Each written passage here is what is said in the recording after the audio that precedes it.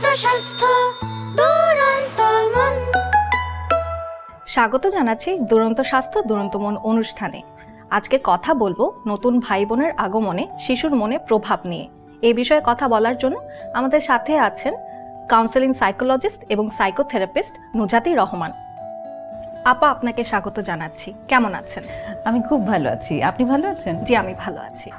আপা, ছোটবেলায় যখন আমি জানতে পারলাম আমার পরিবারে নতুন ভাই বা বোন আসবে, মনে হচ্ছিল সব ভালোবাসা যেন ওই নিয়ে যাবে, আমার জন্য কিছুই থাকবে না। এটা কি শুধু আমার ক্ষেত্রেই হয়েছে নাকি সবার মধ্যে এরকম পরিবর্তনটা হয়? চমৎকার বলেছেন। আপনি খুব সুন্দরভাবে ডিফাইন করলেন যে মনের ভিতরে একটা ঝড় বয়ে গেছে। সত্যিকার অর্থে এই ঝড়টা সবারই বয়ে যায়। একটা শিশু যখন একটা বাড়িতে থাকে তখন কিন্তু সে একটা প্রিন্সেস হিসেবে থাকতে থাকে। সে একটা মনোযোগের কেন্দ্রবিন্দুতে থাকে। ধরুন একটা বাড়িতে একটি শিশু আছে, তো সবাই কিন্তু ওকে, বাড়িতে আর যারা যারা আছে প্রত্যেকে ওকে মনোযোগ দিচ্ছে এবং এটা দেবে। বাচ্চা তার মনোযোগ, সবার মনোযোগ কেড়েই নেবে। তো এটা বাচ্চাটি কিন্তু ভীষণ এনজয় করে। আমাদের প্রত্যেকের মধ্যেই অন্যের মানে মনোযোগ পাওয়ার একটা চাহিদা আছে। আমরা চাই যে আমাকে মনোযোগ দেওয়া হোক, আমাকে রেকগনাইজ করা হোক, আমাকে প্রশংসা করা হোক। তো একটি শিশু যখন একা হিসেবে একটা পরিবারে আছে ততক্ষণ কিন্তু সে পরিবারের প্রত্যেকেরই মনোযোগ নিচ্ছে। এবার প্রবলেম হয়ে গেল যখন আরেকটি দ্বিতীয় শিশু চলে আসলো। ন্যাচারালি মনোযোগটা কিন্তু ডিভাইড হয়ে যাচ্ছেই, এটা অস্বীকার করার কোনো সুযোগ নেই। ধরুন আপনার দুজন বাচ্চা আছে, তো বড় বাচ্চাটি তো আছেই, তাকে আপনি যথেষ্ট মনোযোগ দিতেন, এবং ছোট বাচ্চাটি এবার যখন আসছে ওকে ফুল অ্যাটেনশন দেওয়ার প্রয়োজন হয়ে যাচ্ছে। তো এটা সত্যিকার অর্থেই সত্য যে ও মনোযোগটা তো ভাগ হয়েই যাচ্ছে, রাইট? সো সেই প্রিন্সেসের তখন তাহলে কি অবস্থা? এবং স্বাভাবিকভাবেই মা যেহেতু ভীষণ শারীরিক একটা জার্নির ভেতর দিয়ে যান একটি বাচ্চাকে পৃথিবীতে মানে জন্মদান করা পর্যন্ত, তো মাটির পক্ষে কিন্তু সত্যিকার অর্থে শারীরিক মানসিকভাবে তখন বড় বাচ্চাটির জন্য ফুললি প্রেজেন্ট থাকা, যেটা বলে, সে প্রেজেন্ট থাকাটা সম্ভব হয় না।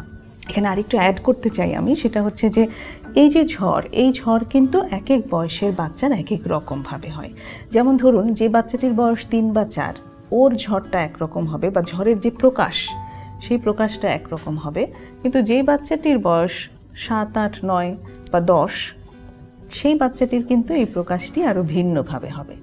তারপর এরকমটা হয় যে ওই বাচ্চাটিকে যখন কোলে নিচ্ছে মা, তখন ও এসে কাছে ঘেঁষার চেষ্টা করছে, ও এসে নানানভাবে ন্যাগিং করছে, কিছু না কিছু হয়তো বলছে, ওকে যেন শুনে, সেজন্য মায়ের মনোযোগ নেওয়ার চেষ্টা করছে। এই ঘটনাগুলো খুব স্বাভাবিক এই ধরনের বাচ্চাদের ক্ষেত্রে। তখন সত্যিকার অর্থে বাবা মাকে আসলে ওই বাচ্চাটিকেও খুব নিবিড়ভাবে অ্যাটেন্ড করবার প্রয়োজন হয়। এবার যে বাচ্চাটির বয়স 8, 9, 10, সে বাচ্চাটিও কিন্তু একটা ঝড়ের ভেতর দিয়ে যায়, কিন্তু ওর প্রকাশ ভঙ্গিটা আলাদা। ওর প্রকাশ ভঙ্গি কীরকম? কারণ ও তো তখন অলরেডি বোঝে যে এই বাচ্চাটি অলরেডি এসেছে, কিন্তু এই যে মনোযোগ যে সরে গেছে সেটাও কিন্তু ওর আছে। ও কিন্তু ওই সেন্সটা নিয়েছে যে এবার আমার দিক থেকে মনোযোগ কমে যাবে, তাতে ওর মন খারাপ হয়, ডেফিনেটলি হয়। কিন্তু ওর মাঝে আবার বাচ্চাটিকে যত্ন করারও একটা জায়গা থাকে। সাধারণত দেখা যায় যে 8 থেকে 10 বছরের বাচ্চারা, নতুন শিশু আসলে ওরাও কিন্তু প্যারেন্টিংয়ের জায়গায় চলে যায়। মায়েরা অনেক সময় বাচ্চার যত্নের জন্য এই বাচ্চাদেরকে ইনভলভ করতে পারেন, যেটা আসলে প্রয়োজনও আছে। এটাতে ওই ছোট বাচ্চাটির সাথে তার বড় ভাই বোনের বন্ডিংটাও খুব সুন্দর হয়। তো সেইখানটাতে ও কিন্তু নিজে থেকেই ওই হেল্পটা অনেক সময় হাত বাড়িয়ে দেয়। আর আরেকটা ব্যাপার হচ্ছে যে এই যে ছোট্ট বাচ্চাটি এসে গেছে, এই বাচ্চাটি কিন্তু ওর কাছে একটা পুতুলের মতো হয়, ওর কাছে একটা সময় কাটানোর ব্যাপার চলে আসে। ও খুব ইনভলভ হয়ে যাচ্ছে ওই বাচ্চাটিকে যত্ন করার জন্য, ওই বাচ্চাটির কখন কি লাগবে, এবং ওই বাচ্চাটি কিন্তু খুব সহজে কানেক্ট করে, তার যে বড় ভাই বা বোন আছে তার সাথে খুব কানেক্ট করে। দেখা যায় যে ওই ভাইটি বা বোনটি এই ছোট বাচ্চাটিকে হঠাৎ করে খুব সুদ করতে পারে, হয়তো কোনো কারণে খুব কাঁদছে বা কিছু করছে, অশান্ত হয়ে গেছে, এ যখন কাছে বসছে কিংবা কোলে নিচ্ছে তখন ও আবার কানেক্ট করছে, ওই বাচ্চাটি তখন শান্ত হয়ে গেল।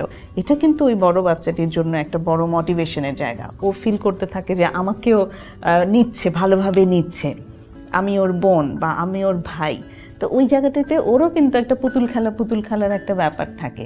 তবে এটা কিন্তু না যে বড় বাচ্চারা যে সব অনুভূতি থেকে শুধুই যে তার ভেতরে একটা মাতৃত্ব জেগে ওঠে, বিষয়টা তা না, তার খারাপ লাগাটাও থাকে। সে সত্যিই দেখতে পায় যে বাবা মায়ের মনোযোগটা আসলে ওর কাছ থেকে এখন শিফট হয়ে গেছে। এটাতে ওর মনে কষ্ট হয়, বেশ কষ্ট হয়। অনেক ক্ষেত্রে এই বাচ্চারা দেখা যায় যে ওই ছোট বাচ্চাটিকে যত্নের ক্ষেত্রেই হয়তো বেশি সময় দিচ্ছে, সুযোগ দিচ্ছে এবং ভাবছে যে আমি যদি ওকে যত্ন করি তাহলেই আসলে বাবা মা আমাকে ভালোবাসবে, যেটা লিটারালি ট্রু। এটা হয়, আমরা এইভাবেই বাচ্চাদেরকে পোর্ট্রে করি যে হ্যাঁ আমার বড় বাচ্চাটা তো ভীষণ ছোট বাচ্চাটাকে দেখে শুনে রাখে, ও খুব ভালো, আমি তখন ওর জন্য ভালোবাসাটা আমরা অনেক প্রকাশ করি। কিন্তু যখন এটা করছে না তখন কিন্তু ওকে আমরা তিরস্কার করছি। So this is a condition, এবং এই কন্ডিশনটা ওর জন্য যে খুব হেল্পফুল বিষয়টা তা না। ওর এটা জেনে বড় হওয়া প্রয়োজন যে ও যাই করছে বাবা মায়ের ভালোবাসা আসলে কনসিস্টেন্ট। ও যদি ওকে যত্নে পুরো সময় দেয় তাহলেও বাবা মা ভালোবাসবে, আবার যদি পুরোটা নাও করতে পারে, কিছু সময় যদি সে উইথড্র করে নিজেকে, তাহলেও আসলে বাবা মা ওকে ভালোবাসবে, যেটা ওর বেড়ে ওঠার জন্য প্রয়োজন। তো দুই বয়সের ঝড় আসলে দুই রকম। আপনি বললেন যে বড় ভাই বোন আবার নতুন যে ভাইটি আসলো বা বোনটি আসলো, দুজনের মধ্যেই এক ধরনের পরিবর্তন চলে আসে, একটা ঝড় বয়ে যায়। সেক্ষেত্রে বড় ভাই বোনের ঝড় মোকাবেলায় মা বাবার কি ভূমিকা আছে? বাবা মায়েরই তো আসলে গুরুত্বপূর্ণ ভূমিকা এখানে। অবশ্যই এক্সটেন্ডেড ফ্যামিলি যারা আছে, দাদা দাদি, নানা নানি বা চাচা ফুপু খালা, তাদেরও একটা ভালো ভূমিকা আছে। ভূমিকাটা অ্যাকচুয়ালি শুরু করতে হয় অনেকটা আগে থেকে, যখন থেকে দ্বিতীয় শিশুটি আনবার জন্য প্ল্যান করা হচ্ছে, তখন থেকেই আসলে এই বাচ্চাটিকে রেডি করা প্রয়োজন। এইরকমভাবে যে তুমি তো এখন একা আছো, তোমার যদি একজন ভাই বা বোন থাকে তাহলে কিন্তু তোমার একজন সঙ্গী হয়ে যাবে। তুমি কি এরকমটা চাও? বাচ্চাটি হয়তো প্রথমে বলবে হ্যাঁ চাই, কিংবা চাই না, যে কোনো একটা কিছু। সে চাই বা না চাই যেটারই ভেতরে থাকুক, বাবা মা যদি প্ল্যান করেছেন হ্যাঁ দ্বিতীয় সন্তানটি আসবে, তখন তাকে এইভাবে আস্তে আস্তে মোটিভেট করা যে আরেকটি ভাই বা বোন যদি আসে তাহলে সেখানে পজিটিভ কি তার পক্ষে পাওয়া সম্ভব, ওই পজিটিভ বেনিফিটস, ভাই বোনের বেনিফিটস কি, সেই বেনিফিটগুলো তার সামনে সুন্দরভাবে নিয়ে আসা ধীরে ধীরে প্রয়োজন। বাচ্চার নাম রাখারও যে ব্যাপারটা, সেখানেও বাচ্চাটিকে ইনভলভ করা যে আচ্ছা চলো তোমার ভাই যদি হয় তুমি কি নামে ডাকতে চাও, আমরা একটু নাম খুঁজি, কিভাবে আমি নাম খুঁজছি, সেই জায়গাটাতে ওকে ইনভলভ করা, ওর মতামত নেওয়া, এটা কেমন লাগে, ওটা কেমন লাগে। আগে থেকেই তো সবাই নামটা অবশ্যই সেট করে রাখেন, সেই জায়গাগুলো সমস্ত কিছুই বাচ্চাটিকে সাথে নিয়ে তারপর করা যেতে পারে। তো এই যে প্রেপারেশন প্রসেসটা বাচ্চাটির জন্য খুব ইম্পর্টেন্ট। এরপর যখন বাচ্চাটি চলে আসলো, এবার তো সেই বড় শিশুটি অ্যাকচুয়ালি একটা ঝড়ের মধ্যে পড়েই গেল, রাইট? তো সেইখানটিতে অ্যাকচুয়ালি বাবা মায়ের বারবার করে ওকে কনসোল করা প্রয়োজন যে আমি কিন্তু তোমাকেও ভালোবাসি, মুখে বলা প্রয়োজন, আদর দেওয়া প্রয়োজন। এটা ফিজিক্যালি সে আদরটা দেখানো, কারণ আদর যখন বাচ্চাদের সাথে ফিজিক্যাল টাচের মাধ্যমে হয় ওরা অনেক বেশি অ্যাফেকশন ফিল করে সেখানটাতে। তো ওই বাচ্চাটিকেও শরীরের কাছাকাছি রাখা, ও যখন বলছে কোনো একটা বিষয়ে মনোযোগ দিতে চাইছে সেখানে মনোযোগ দেওয়া, এটা কষ্টকর অবশ্যই। আমি যত সহজে বলছি এটা বাবা মায়েদের জন্য এক্সিকিউট করা এত সহজ নয়, কিন্তু মনোযোগ দেওয়া আসলেই প্রয়োজন। তো এই জায়গাটিতে বাবা মায়ের দুই সন্তানের প্রতি বা তিন সন্তান যদি থেকে থাকে, যে কয়জনই হোক, সবার প্রতি একটা সমান মনোযোগ দেওয়ার চেষ্টা যদি থাকে তাহলে অ্যাকচুয়ালি বাচ্চার জন্য হেল্পফুল। আপনি বললেন যে এসব ক্ষেত্রে বাবা অনেক গুরুত্বপূর্ণ একটা ভূমিকা পালন করে। আমার ক্ষেত্রে কিন্তু আসলে এটাই হয়েছে যে আমার বাবা যখন আমার নতুন ভাই আসলো আমাকে অনেকটা সাপোর্ট করেছে। এজন্য আমি কখনো ফিল করিনি যে আমাকে আদর কম দেওয়া হচ্ছে বা আমি সেরকম ভালোবাসা পাচ্ছি না। তখন আমার মনে হয়েছে আমার নতুন ভাইটি আমার বন্ধুর মতোই। একদমই ঠিক বলেছেন। ওই যে প্যারেন্ট, যে কোনো একজন প্যারেন্ট যদি অ্যাক্টিভ হয়ে মনোযোগ দেয় তাহলে সেই জায়গাটাতে একটা গ্যাপটা ফুলফিল হয়ে যায়। এবং অনেক সময় কিন্তু বড় ভাই বোন থাকলে তারাও সেই জায়গাটাতে একটা ভালো ভূমিকা পালন করতে পারেন, কারণ বাচ্চারা তো অ্যাকচুয়ালি ভাই বোনের সাথে খুব বেশি কানেক্টেড। আমি যেমন আমার নিজের দেখা যে আমার নিস নেফিউ, ওদের যখন তৃতীয় যে বোনটি আসলো, তো বড় যে বোনটি ওর বয়স তখন ছিল 7 বছর।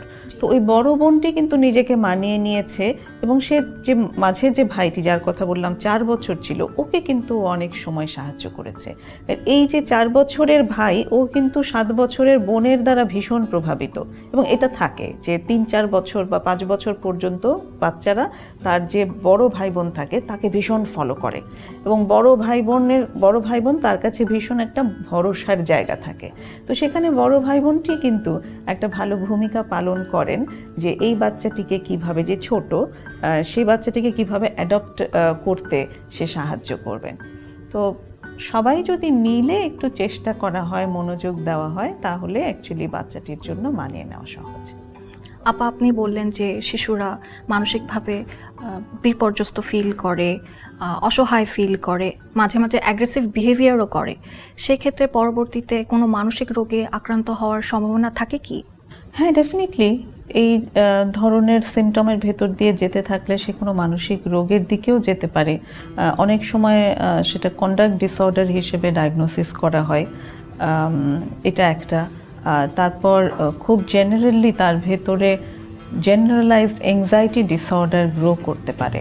তার ভিতরে যখন খুব নেগেটিভ থিঙ্কিংগুলো চলতে থাকে, নেতিবাচক চিন্তার ভেতর দিয়ে যখন সে যেতে থাকে, তখন তার ভেতরে যেমন প্রচণ্ড উদ্বেগ কাজ করে, তেমনি তার ভেতরে বিষণ্ণতাও কাজ করে বা সে অ্যাংজাইটিতে ভুগছে, এমনটা হওয়া সম্ভব। মানে আবেগের উপরে সে এত বেশি অনিয়ন্ত্রণ থাকে তার, সে নিয়ন্ত্রণই করতে পারে না তার আবেগ, যে হুট করে সে কোনো না কোনো ডিসিশন নিয়ে ফেলে, কোনো সেলফ হার্ম করছে। তো এরকম ধরনের সুদূর প্রসারী মানসিক রোগ বাচ্চাদের ভেতরে তৈরি হওয়া সম্ভব। আপনি মানসিক রোগের কথা বললেন, পার্সোনালিটি ডিসঅর্ডারের কথাও বললেন। আসলে কি কি লক্ষণ দেখলে একজন বাবা মা বুঝতে পারবেন যে তার সন্তানটিকে এখন ডাক্তারের কাছে নেওয়া প্রয়োজন?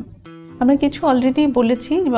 বাচ্চার ভেতরে যদি তেমন উগ্রতা দেখা যায়, খুব উগ্র আচরণ, অত্যন্ত জেদ, প্রচণ্ড ডিমান্ডিং, এরকম যদি দেখা যায়, যেটাকে কোনোভাবেই নেগোসিয়েশন করে সেখানে ম্যানেজ করা সম্ভব হচ্ছে না, কারণ নেগোসিয়েশন তো করতে পারতেই হয়, তাই না? বাচ্চাদের বিভিন্ন ডিমান্ড থাকে, চাহিদা থাকবে, তারা সেটা প্রকাশ করবে। তো নেগোসিয়েশন যতক্ষণ করা যাচ্ছে ততক্ষণ কিন্তু এটা একটা স্বাভাবিক পর্যায়ে আছে। কিন্তু যদি দেখা যায় যে নেগোসিয়েশন করা যাচ্ছেই না এবং বাচ্চাটি এমনই একটা স্টেট ধারণ করে নিচ্ছে যে সে কোনোভাবেই নেগোশিয়েবল না, তখন সেখানে প্রফেশনালের সাহায্য নেওয়াটা খুব প্রয়োজন। আমি যদি আমার একটা পার্সোনাল এক্সপিরিয়েন্স শেয়ার করি, আমি যেমন যৌথ পরিবারে বড় হয়েছি, আমার যখন নতুন ভাই আসলো, আমার এক আত্মীয় বলেছিল যে, দুষ্টুমি করেই বলেছিল যে আমাকে কুড়িয়ে আনা হয়েছিল। এসব ব্যাপারে আপনার মতামত যদি একটু বলতেন। এই ব্যাপারগুলো সম্পর্কে আসলে আমাদের সামাজিকভাবে সবার সচেতন হওয়া প্রয়োজন। এই যে কুড়িয়ে এনেছিল বলে যে একটা ফান করা হয়, এটা আসলে ফান করার উদ্দেশ্যেই সে বলেন, কিন্তু এই ফানটি কিন্তু বাচ্চার জন্য আসলে ফান না। বাচ্চারা সবসময় নিজের এক্সিস্টেন্স নিয়ে অনেক চিন্তিত থাকে। আমি কোথা থেকে আসলাম, কিভাবে আসলাম, বাচ্চারা প্রশ্ন করে। এবং আমাদের সোশ্যাল স্টিগমার কারণে আসলে আমরা বাচ্চাদেরকে বলি না যে আমরা কিভাবে ওদেরকে এনেছি। বাচ্চাদের এটা জানা প্রয়োজন যে ও কিভাবে জন্ম হয়েছে। আমরা যদি এই শারীরিক ব্যাপারগুলো পুরোটাও বলতে না পারি, তারপরও বাচ্চার উপযোগীভাবে তাকে জানানো প্রয়োজন যে কি প্রসেসে আসলে তার জন্ম হয়েছে, সে যে এই পরিবারের ভেতরে অত্যন্ত ভালোবাসার মাধ্যমে তার যে আগমন হয়েছে, এই প্রসেস বাচ্চার জানা প্রয়োজন। ওর যে কিউরিওসিটি, সেটাকে পূরণ করা প্রয়োজন এবং বাচ্চার উপযোগীভাবে। এই জন্যই তো আসলে এখন অনেক প্যারেন্টিংয়ের কোর্স আছে, যে বাচ্চাদেরকে কিভাবে আমরা এগুলো শেখাবো। এগুলো শিখে আমরা তো কখনো শিখে শিখে বড় হইনি, রাইট? অনেক রাগ ঢাক ব্যাপার ছিল, একটা সোশ্যাল ট্যাবু, যে এই বিষয়গুলোতে কথা বলা যাবে না কখনো। কিন্তু এটা তার বাচ্চাটির বেড়ে ওঠার জন্য আসলে খুব প্রয়োজন। বাচ্চাটির এটা জানা প্রয়োজন যে আমি অত্যন্ত ভালোবাসার ফসল, আমি এই বাড়িতে বা এই বাবা মায়ের কাছে আমার জায়গাটা ভীষণ স্ট্রং, তারা আমাকে কোনোভাবেই ফেলে দেবে না। এই এক্সিস্টেন্সিয়াল জায়গাটাতে ও যেন ক্রাইসিসে না থাকে, সেই ধারণাটা দেওয়ার দায়িত্ব বাবা মায়ের। আমরা কখনোই চাই না যে কোনো সন্তান মানসিক বিপর্যয়ের মধ্যে দিয়ে যাক। সেক্ষেত্রে নতুন ভাই বোন আসার আগেই কিভাবে বাবা মা সন্তানটিকে মানসিকভাবে প্রস্তুত করবে? যেটা অ্যাকচুয়ালি আগেও বলেছি, যে বাচ্চাটি প্ল্যানিংয়ের সময় থেকেই তার যে বড় সন্তানটি তার সাথে আলোচনা করা, যে আরেকজন সন্তান আসতে যাচ্ছে এবং সে একজন নতুন ভাই বা বোন পেতে যাচ্ছে, এই খবরটা তাকে আগেই দেওয়া, এবং একজন ভাই বা বোন আসলে কি কি সুবিধা আছে সেই সুবিধার জায়গাগুলো তার সামনে নিয়ে আসা, এবং তাকে প্রত্যেকবারই এইভাবে বলা যে তুমি কিন্তু আমার কাছে অনেক আদরের, আমি তোমাকে অনেক ভালোবাসি, নতুন শিশু আসলেও আমি তোমাকে অনেক ভালোবাসবো। এই ভার্বাল এক্সপ্রেশনগুলো আসলে দরকার আছে। আমরা মনে করতে থাকি যে আমি তো ভালোবাসি, ভালোবাসাটা আবার প্রকাশ করতে হবে কেন? কিন্তু এটা প্রত্যেকের জন্য প্রয়োজন যে ভালোবাসার বহিঃপ্রকাশ দরকার। আমি যে ভালোবাসি সেটা আমি কিভাবে প্রকাশ করছি এটার উপর নির্ভর করছে যে সামনে যে আছে, যাকে আমি বোঝাতে চাচ্ছি, সে আসলে বুঝবে কিনা, কতটুকু বুঝবে। ভালোবাসার বহিঃপ্রকাশটা ভাষায় হওয়া প্রয়োজন, বডি ল্যাঙ্গুয়েজের মাধ্যমে হওয়া প্রয়োজন। এবং বাবা এবং মা তো অ্যাকচুয়ালি 50-50, তো 50% অবদান যদি মা রাখেন, সেখানে বাবাকেও 50% অবদান করার জন্য প্রেজেন্ট থাকতে হবে। যথেষ্ট সময় দিয়ে কোয়ালিটি টাইম স্পেন্ড করা বড় বাচ্চাটির সাথে খুব প্রয়োজন। যদি শুধু বাবা অ্যাভেলেবল থাকেন তাহলে হয়তো শুধু বাবা তখন ছোট বাচ্চাটির দায়িত্ব করছেন, মা বড় বাচ্চাটির সাথে কোয়ালিটি টাইম দিচ্ছেন, আর যখন মা ছোট বাচ্চাটিকে দেখছেন তখন বাবা বড় বাচ্চাটিকে কোয়ালিটি টাইম স্পেন্ড করবেন। তো এইরকমভাবে বাচ্চাটির সাথে এই যে গ্যাপ হওয়া, এই যে মনোযোগের অভাব হওয়া, ওই জায়গাটা ভরিয়ে দেওয়ার চেষ্টা করা খুব ইম্পর্টেন্ট। তাতে বাচ্চাটি এই ধারণা নিয়ে আস্তে আস্তে বড় হতে পারবে যে আমার গুরুত্ব কমে যায়নি, আমার ভালোবাসা কমে যায়নি, নতুন জন যে এসেছে তাতে ভালোবাসা দ্বিধা বিভক্ত হওয়ার কিছু নেই, ভালোবাসা ভালোবাসার জায়গায় আছে, ওর জন্যও ভালোবাসা আছে, আমার জন্যও ভালোবাসা আছে। আপা, আজকে আমরা অনেক গুরুত্বপূর্ণ আলোচনা করলাম, জানতে পারলাম নতুন ভাই বোনের আগমনে একজন শিশুর মনে কি প্রভাব পড়ে, একজন বাবা মার কি কি প্রস্তুতি নেওয়া প্রয়োজন। আশা করি এগুলো আমাদের অনেক কাজে লাগবে। আপা, আমাদেরকে সময় দেবার জন্য আপনাকে অনেক ধন্যবাদ। আপনাকেও ধন্যবাদ, এবং এই অনুষ্ঠানের সাথে যারা আছেন সবাইকে ধন্যবাদ। আজ এ পর্যন্তই। কথা হলো নতুন ভাই বোনের আগমনে শিশুর মনে প্রভাব নিয়ে। আগামী পর্বে আবার দেখা হবে নতুন কোনো বিষয় নিয়ে, নতুন কোনো অতিথির সাথে। ততক্ষণ পর্যন্ত ভালো থাকুন, সুস্থ থাকুন এবং শিশুদের যত্নে রাখুন।